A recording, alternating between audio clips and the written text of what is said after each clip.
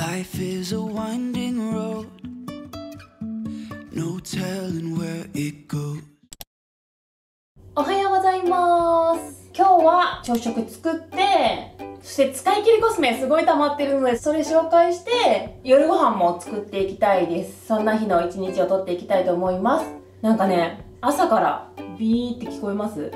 ウォーターサーバーがなんか中をフレッシュにしてるフレッシュマークがついてて今使えないんですけど、それがジーって言っててちょっとうるさいです。なんかね、今まで深夜にやってくれてた気がするんですけど、最近結構ね、起きてる時間にこれやっちゃうので、飲みたい時に飲めないし、もうちょっとおかしくなっちゃったのかな。どうなんだろう。片付けきれてなかった食器片付けていきます。食洗機に入れてたやつです。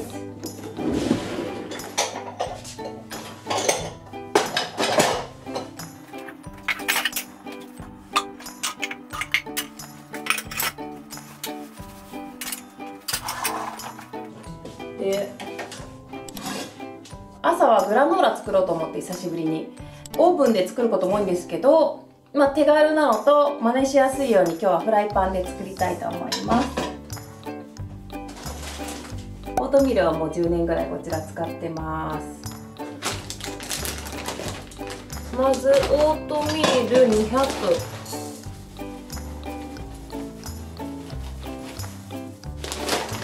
オートミール200に対してオイルが40なんですけど、ココナッツオイルで普段作るんですが、この時期固まってて1回レンチンして溶かさなきゃいけないのと、今開封してるココナッツオイルがないので、固まってるから開封してるオイルもなくて、今回アボカドオイルで作ってみたいと思います。 USDA 認定オーガニックアボカドオイル、これ初めて使います。このオートミールに1回混ぜます。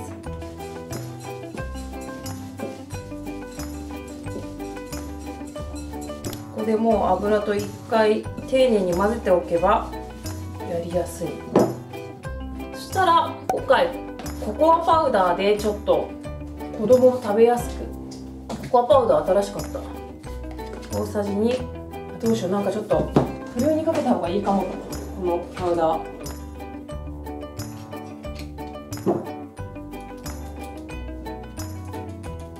全然ふるいにかけなくてもいいんですけど、ちょっと固まってた。冷蔵庫入れてたから。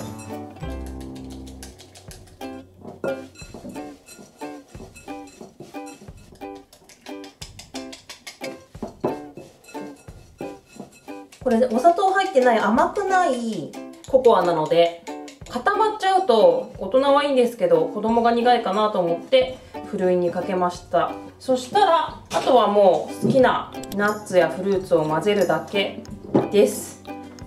なんかあったかな。これもう塩がついちゃってるんですよね。使いたいけど塩だったらいいんだけど、醤油がついてるんですよね。3種のオーガニックナッツや開封済みのカシューナッツがありました。ちょっとどうしよう。このカシューナッツ開封してるのでちょっと多めに刻んでいきます。カシューナッツはクリーミーで美味しいし、癖がなくて食べやすいですよね。何にでも合わせやすい。粗めがいいので包丁でザクザク切ってます。フードプロセッサーだとかなり細かくなっちゃうんで、ちょっと電話しよう。ほんと迷惑だ。この日中にブーンって言われちゃうと、何のために暖房消して撮影してんだろうってなりますよね寒いけど暖房我慢してるのにこのジーって音困っちゃう。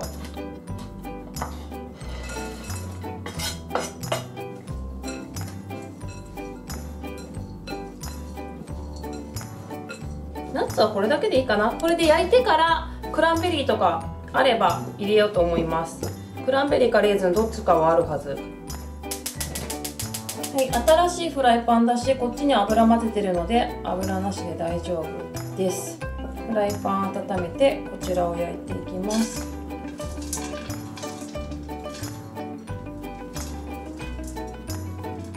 あ、やばいやばい、蜂蜜忘れてた。蜂蜜、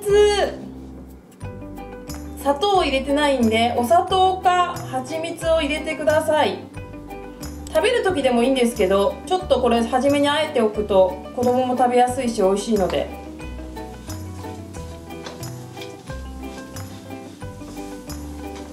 私焦がしちゃうんで怖いんで離れないように。これコストコで買ったコールドプレスジュース、これ飲みながらここにいます離れちゃうんで私いつも。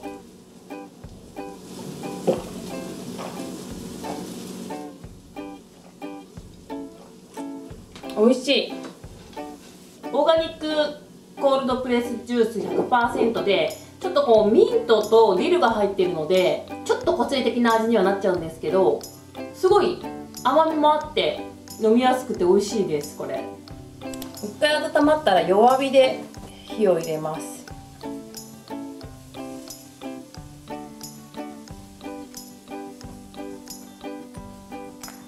混ぜすぎないように表面焼くような感じで、オーブンで焼いてるような感じで。そしてもうちょっと蜂蜜を。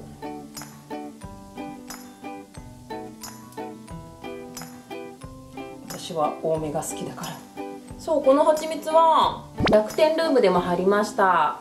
ロンガンハニーです。珍しくないですか、ロンガンのハニー。珍しいなと思ったんですけど、世界三大蜂蜜なんですって。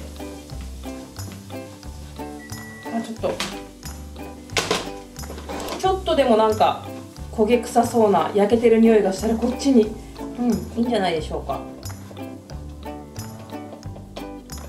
火がないところでもうちょっと平べったく焼きます。はい、こんな感じで美味しそうにできました。今ね、ドライフルーツはイチジク、デーツ、クコの実でした。クコの実って感じ？デーツとイチジクは大きいし、クコの実って感じかな。まあでもどうしよう、まあいっか、クコにします。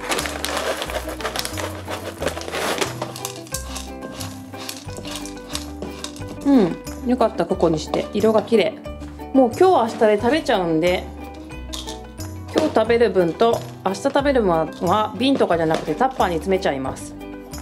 昔ね、オートミールの作り方みたいな動画すごい昔やったんですけど、あの時は子供いなかったのである程度日をまたいで食べていたから瓶に詰めたりしていましたが、もうね今みんなすごい食べるので、なんか瓶洗うのめんどくさい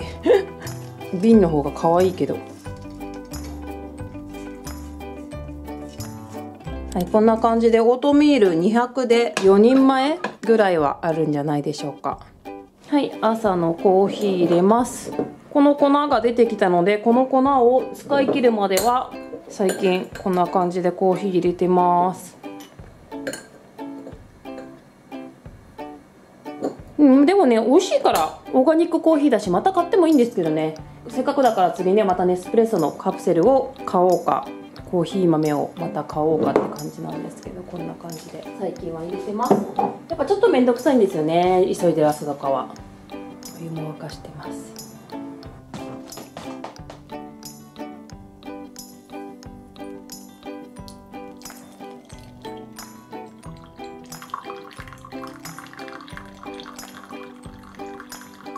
そしたらこの業務スーパーの蜂の巣、巣蜜を乗せて、あとは豆乳かけていただきます。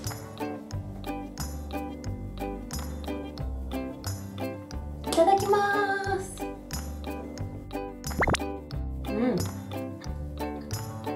美味しい。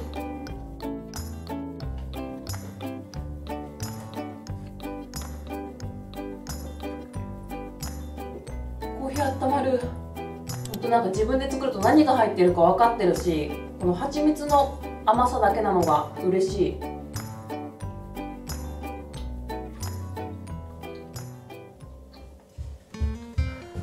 食べた。今回使い切りコスメやばいんですよ。ちょっと長くなりそうかも。長くなるようだったらちょっと晩ご飯撮影は今日はやめとくかも。いつも30分の動画でも長いのに、夜ご飯まで撮ったら50分とかなっちゃうんじゃないと思って。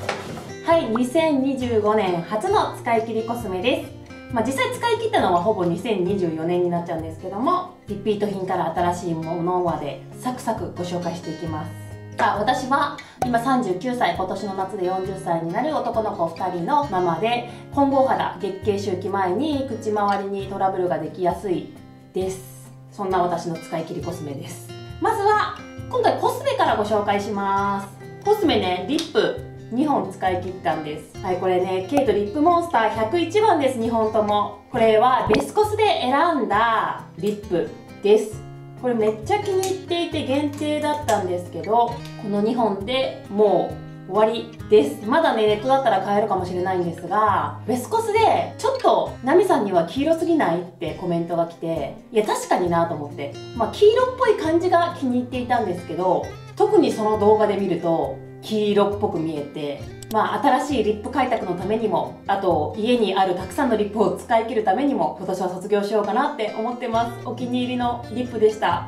ほんとなんか年々リップ難しい。今年40歳になるんですけど、唇の縦じわも気になるし、ボリュームもなくなってきたし、でなんかこうピンクとか赤っぽいリップをつけるとすごく老けて見える気がして、かといってブラウンもすごく老けて感じるし、本当オレンジが一番なんかフレッシュで若々しく見える気がしていて、オレンジリップが大好きなんですけど、確かにちょっと黄みが強いかなって思って、お気に入りでしたが、いろんなリップ試したいので今年は卒業します。姿勢良くするとちょっと顔見切れちゃうので、あえてこんな体勢で喋ってるんですけど、すいません。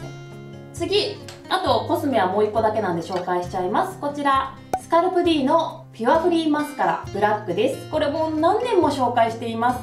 もう何度も買っています。結構ね、細めのブラシで下まつげも上まつげもキャッチしやすいのにつきがいいんですよ。私なんか何度もマスカラ塗るの嫌いで、毛も細いのでしっかり1回でキャッチしてくれる、しっかり色がついてくれるマスカラが好きで、これ大好きです。割とね、小さめのスクリューなので、私まつげパーマしてるんですよ。なのでこう結構まつげが上がってる時でもまぶたにつきづらい。あんまり大きいコームでつけちゃうとまぶたについちゃったりするので、そういう意味でも塗りやすいです。ただそのまつげパーマをしているので、カールキープ力っていうところはわからないです。とりあえず2つずつ使い切ってるものから紹介すると、じゃじゃん。こちらたびたび登場しています高見スキンピールの角質美容液です。こちらは両方リニューアルしてからなのかな、する前なのかな。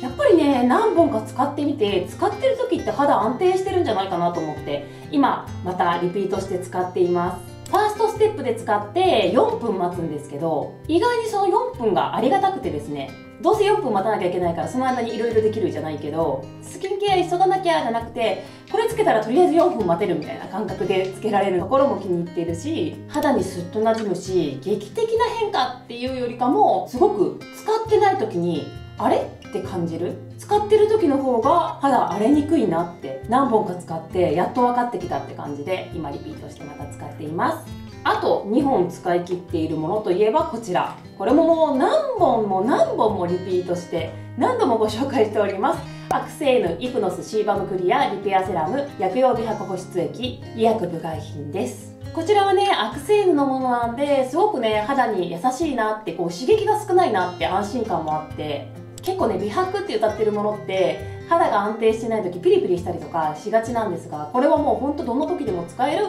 美白乳液でありながら、大人ニキビを繰り返さないように作られているアクセーヌの大人ニキビケアシリーズなので、ニキビを作らせない、悪化させない、そしてニキビ後にもニキビの全工程に効くようなスキンケアラインになってます。洗顔、化粧水、美容液、コンシーラーとあって、特にこの美容液は何本もリピートしています。洗顔は最近気に入りだしてすごく長持ちするので、もうすぐ1本使い切りそうっていう感じです。ちゃっちゃといきますね。2本といえばこちらですね。こちらはヘアケアになります。頭皮ケアかな。ロクシタンアドバンススカルプケアです。薬用育毛剤ということで、医薬部外品で原産国フランスということなんですけども、ロクシタンの一時期入手困難だった頭皮用美容液です。この香りが好きなんです。私ロクシタンのヘアケアシリーズ本当に香り好きで、この香りも本当に好きなんですけど、今で言うとシャンプーリンスは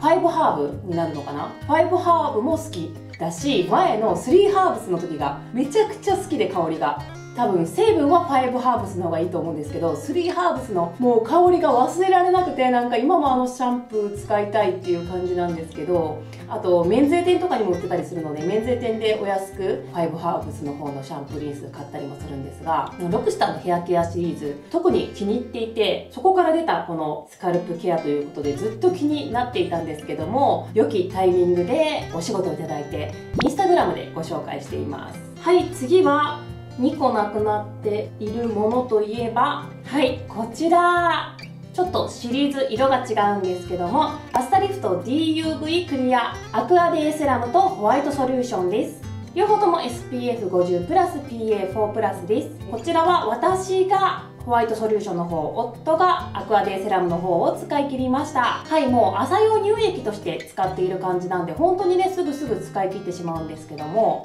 しっかり紫外線ケアをしてくれる感じですね。なので夏は欠かせないです。アスタリフトは富士フイルムさんのブランドで紫外線研究を長年されているので、 UV ケアっていうところではすごく信頼しています。この DUV と名前に入ってるんですけども、ディープ紫外線まで防いでくれるということでとても気に入っています。紫外線に触れない方がいいみたいで、紫外線に触れたらキャップの色が変わるっていうのも有名ですよね。なんかずっと私はホワイトソリューションの方を気に入っていて、もう1本今使い切りそうな感じなんですけども、ファンデーションとこのホワイトの方を合わせると顔だけ白くなりすぎてるかなと最近思い始め、結構白くなる方が昔は嬉しかったんですけど、最近はなんか肌に馴染んでる方がなんかしっくりきていて、前はなんかワントーン明るくと思ってたけど、今の使い切ったら私もこっちのデイプロテクターの方を使うかもしれない。どうだろう、今冬だから夏になるとまたちょっとわかんないんですけども、またリピートします。そして日焼け止めからご紹介すると、こちらもね富士フイルムさんのクレスク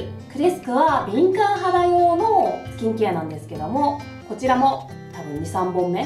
です。クレスクバイアスタリフトスムースフィットマルチシールドです。 SPF50 PA3 プラスとしっかり紫外線ケアをしてくれるんですけども、肌に優しいというところで、確か紫外線吸収剤などが入っていないので、もうディープ紫外線までしっかりっていう方だとやっぱりこっちのアスタリフトの方がいいかなっていう感じがするんですけども、こっちが肌が弱くて刺激が強すぎるっていう方はこちらのクレスクのものがとってもおすすめです。もうすぐ来ますね、春が。春になるとね、肌が痒くなったりとかピリピリとか、なんか一番変化が出るんですよね。私、皆さんも春調子が悪くなる方多いかなと思うんですけども、そういう時でも痛くならず気にせず使えたお気に入りの日焼け止めです。あとはこちらも何度もリピートしています、お気に入りのノブの UV シールドです。 SPF50 プラス PA4 プラス顔体用とあるんですけども、こちらも紫外線吸収剤不使用。こちらはさらにノンコメドジェニックテスト済みで、毛穴に詰まりづらいっていうテストもクリアしています。なので私は毛穴詰まりしてニキビができちゃうので、めちゃくちゃ気に入って何本もリピートしています。また買いたいなって感じです。日焼け止め結構使い切ってますね。こちらアリークロノビューティージル UVEX SPF50 プラス PA4 プラスです。顔体用とあるんですけども、こちらのアリーの日焼け止めはね、去年セブ島に留学していたので、その時めちゃくちゃお世話になって1本使い切りました。もうジェル状で負担もないので、体も顔もスーッと塗れて本当に助かりました。SPF50 プラス PA4 プラスと最大のブロック値ですけども、伸びがいいので気楽に塗れる、億劫じゃないんですよ。なのでさっと面倒くさくなく塗れるっていうところがすごく良くて、もう本当に寝坊した面倒くさいって時はもうすっぴんで顔も体も全部これ塗って出発みたいな。朝授業が早かったんで、はい、そんな感じで今年の夏もまた買うかなって感じです。これコストコで2本セットで買ったんで、もう1本あるんですよね。それが使いかけだったらちょっと来年夏はどうかな。なんか昔日焼け止めって開封しちゃうとどんどんこう効かなくなるって言いませんでした？今もなのかな？すごいそれ知りたいんですけど、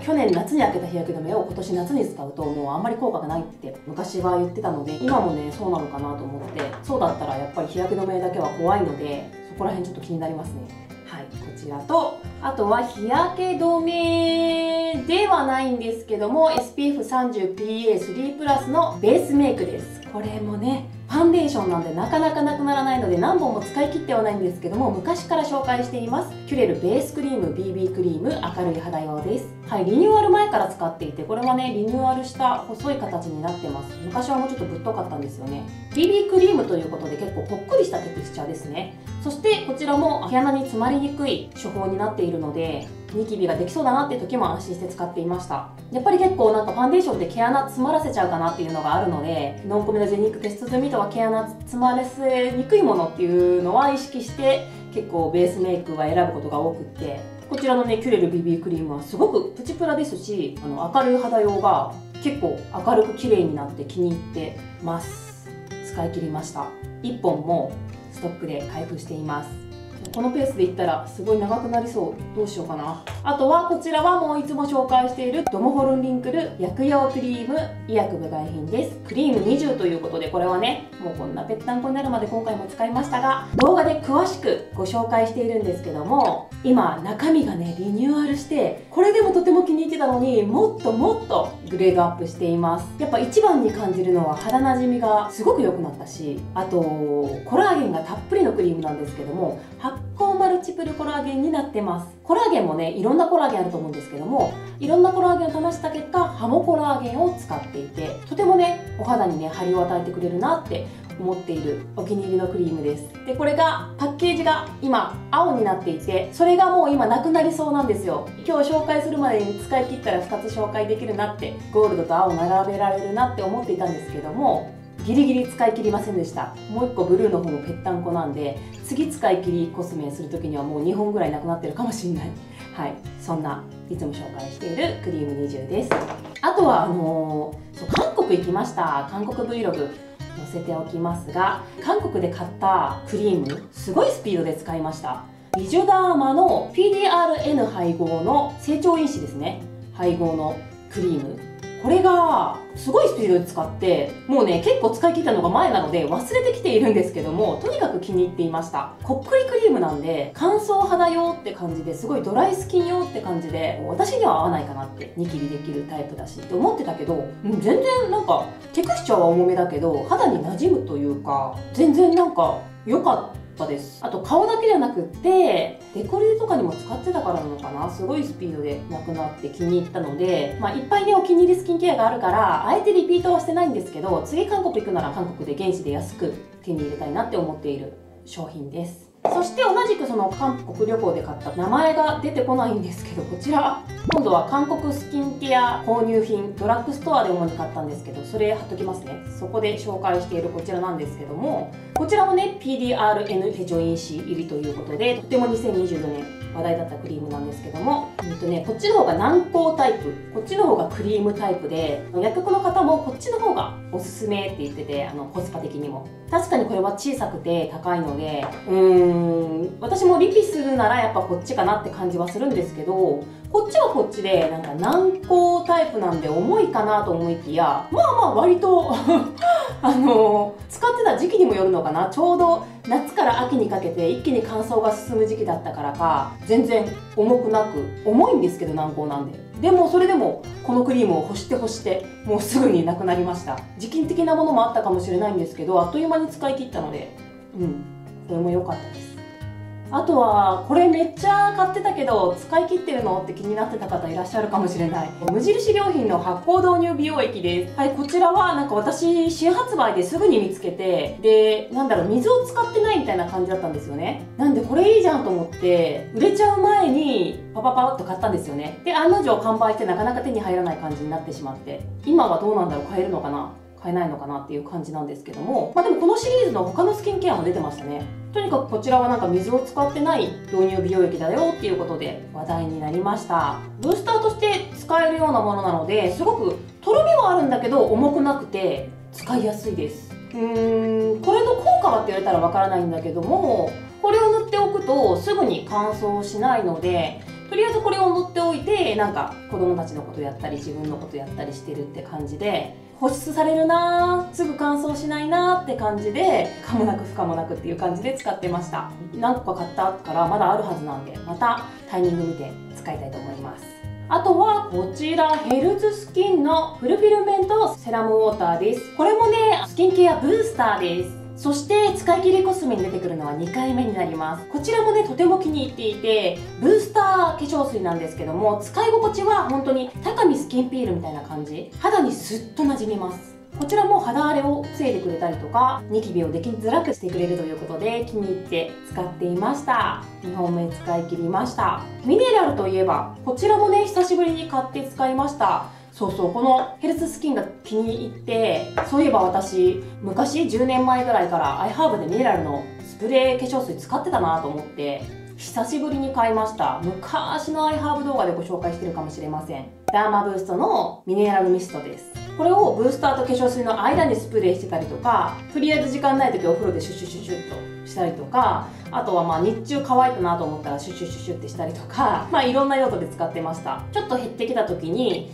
エッセンシャルオイル、このボトルがエッセンシャルオイル対応してないんじゃないかっていうのはあるんですけど、でもちょっとエッセンシャルオイル垂らして途中から使っていて、香りもリフレッシュするし、まあお肌にもいいよっていうようなエッセンシャルオイルをこの中に垂らして使ったりしていました。これリピートしてます。紹介したいものはいっぱいあるんだけど、どうしよう。あとは一気に紹介します。 N オーガニック3品使い切りました。 N オーガニックホワイトメラノリーチエッセンスと N オーガニックベーシックコンディショニング VC エッセンスと N オーガニックベーシックバランシングエッセンスミルクです。もう N オーガニックお気に入りで常連さんなんですけども、いろんなシリーズがあって、こちらのね、医薬部外品のブライトホワイトニング系のセラムもね1本使い切りました。これもさらっとしていてすごく使いやすかったですね。そしてこの VC エッセンスに関してはもうベスコスで選びました。もう香りも大好きだし、すごいなんかリラックスできるんですよ。そう、つけた時のそういう自分の気持ちって大事ですよね。つけた時にはーって思って今日も頑張ったとかイライラしないとかわかんないけど、そういった気持ちになれるんですよ。香りがとにかく気に入っていて、ビタミン C はこうお口からもお肌にも入れるようにしていて、気に入って使ってるビタミン C はこちらですね。そして同じベーシックのこのミルクなんですけども、私本当使い切りコスメ全部ね見ていただいてる方はご存知かと思うんですけど、ミルクとか乳液とかあんまり使わないんですよ。でもこの乳液は気に入って今2本目使ってます。やっぱ香りって大事。この VC エッセンスと同じ香りがしてめっちゃ柑橘系のいい香りで、これで最後蓋する形ですね。この時期でもこれで蓋して終わっても全然私も最後にクリームにならなくても満足できるので、すごく保湿力も高いんじゃないかなって。ビタミン C 系って保湿力少ないみたいなイメージあるじゃないですか。全然保湿力もしっかりあると思います。気に入ってますね。どうしようかなじゃあナンバーズインです。こちらのねナンバーズインのクレンジング、こちらはねベスコスで選んだクレンジングになります。クレンジングオイルってすごく大事なのに、クレンジングしてから洗顔もしてお風呂から上がって化粧水に入るから、どのクレンジングが良かったんだっけってちょっとなんか分かりづらくなるんですよ、私の中で。最近まででもなんだろう、クレンジングにアンテナ張ってて、クレンジングも好きだな好きじゃないなっていうのがよりはっきりはしてきたんですけども、その中でもこのクレンジングは去年セブで試供品のクレンジングとかしか持ってかなかったのかな。で鏡もあんまり見なかったので、化粧する時ぐらいしかなので、いつの間にか結構毛穴に黒ずみが溜まっていて、で日本帰ってきていつもの鏡で洗面所の鏡で見ると、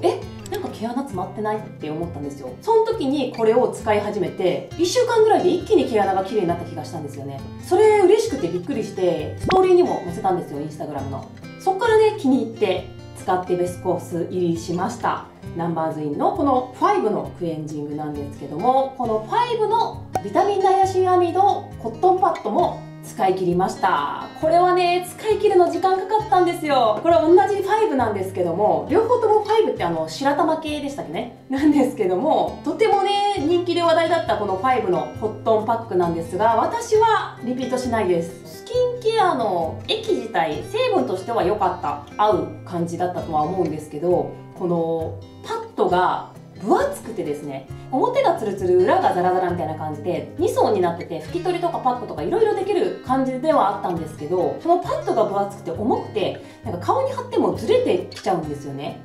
なのでこう貼ったまま頭乾かしたり貼ったまま家事したりってことができなかったんですよ、私。落ちてきちゃって。それがストレスでリピートしないかな。なんかやっぱパックしてるんだったらパックしながら何かしたいんですよね。ぼーっとはしてないじゃないですか、ママさんたち。なのでなかなかぼーっとはできないので、そういった意味でこっちはねリピートしないかもしれないですねっていう感じです。あとコットンパッドって言えばこちらも使い切りました。これもめちゃくちゃ有名なコットンパッドですね。これはね、薄くてすごい使いやすかったんですけども、2枚かな3枚かな切り取りができたんですよ。それが便利なはずなんだけど、切り取らなかったらめちゃくちゃ大きいし、切り取っちゃうとほっぺには小さいし、なんとなく使いにくかったんですよね。この液が合わない合うとかじゃなくて、やっぱコットンパッドの使いやすさって大事ですよね。なんか大判で貼っちゃうと大きくて剥がれてくる、切っちゃうとちょっとちっちゃいな、まあ、切ってこう詰めてね顔に貼ればよかったのかもしれないけど、それはちょっと面倒くさいなみたいな感じで意味はしないかなと思うんですけども、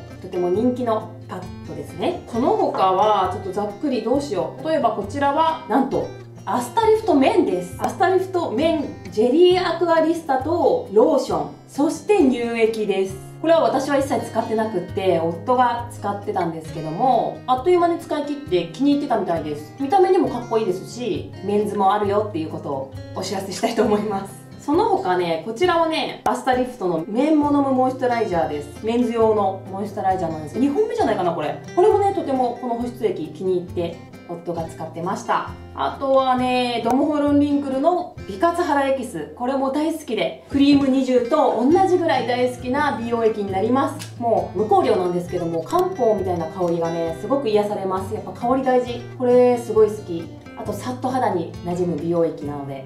気に入ってますね。医薬部外品です。あとはね、サムバイミーの HA、BHA、PHA30days ミラクルボディクレンジングですね。はい、トナーもね何度も使ってるからトナーって言いがちなんですが、はい、サムバイミー自体も何回も紹介しています。拭き取りトナーやジェルも気に入ってるんですけど、このボディーソープも何度もリピートしています。ニキビ対策ですね。あとは新しいところで言えばオルビス U ドットローションです。オルビスの U ドットシリーズは一昨年かな YouTube でご紹介しているんですけども、こちらもね本当にお値段がお手頃なのにめちゃくちゃ優秀で、すごくねこのローションだけでも肌が保湿される感じがします。あとなんかこう安定的っていうのかな、今日は何にしようかなって考えずに選べる手軽さ、どんな肌状態でも使いやすい化粧水って感じでお気に入りでまた使い切りました。あとはねエトゥボスのアルティモイストセラム保湿美容液です。このエトゥボスの美容液は使ったのは最近だけど、だいぶ前に買ったものだと思うので今もあるのかちょっとわからないんですけど、こちらもねなんかさっぱりしているのにしっかり保湿される美容液ですごく気に入って使い切りました。どうしようかな、全部紹介しきれてないんですが長くなりすぎそう。あともうちょっとだから紹介しちゃう。そう、これまたアスタリフトのザ・セラムマルチチューン薬用多機能美容液医薬部外品です。これめっちゃ気に入ってて、これねまだ出るかなあ、ちょっと出た。わかります？こんな感じでこの立体さわかります？リポソームに入ってるからこんな立体的なんです。で肌の上で溶けるんです。さっと今見てもらったようにめちゃくちゃ気持ちいいんです、使ってて。そしてレフィル式、なんかぺったんこになってるんですけど、レフィルで詰め替えもできます。でこのマルチチューンってなぜマルチかというと、シミそばかすを防ぐ、メラニンの生成を防ぐっていうこともできるし、エイジングケアっていうところもできるっていうところで多機能なんですよね。これねめっちゃ気に入りました。なんかこれのホワイト美白ケアの方ずっと使ってたけど、最近こっちに乗り換えました。はい、気に入ってます。ちょっとね太陽が出てきて、なんかすごいこの机を照らして私に照り返してて、なんかどんどん太陽が寄ってきちゃったんで早口でどんどん喋ってるんですけど、あとはね、はい、視聴者さんからもらったこちらのサボンのスクラブ入り洗顔料フェイスポッシャーリラクシング、これラベンダーの香りですごく良かったです。ちょっとつぶつぶも入ってて、フェイスだけじゃなくってデコルテとかね背中とか膝とかにも使わせてもらってました。ありがとうございます。とってもお気に入りでした。あともうちょっと全部紹介しきっちゃうよ。はい、こちら初めて出てきたかな、アクセーヌのミルキージェル AD です。保湿液、これは惑星の敏感肌用のものすごく多いんですけど、特に敏感肌に特化しているスキンケアシリーズセンシティブ用です。なので本当私春とか肌が痛いなって時とか、あんま何も塗りたくないっていう時とかに使ってました。めちゃくちゃ保湿力高くて肌への刺激がなくて気に入って1本使い切りました。そして今もう2本目開封して使っています。そしてこちらはアヌアのピーチナイアシンセラムです。これはピンク色の可愛いセラムなんですけども、こちらも使い切り2本目か3本目になります。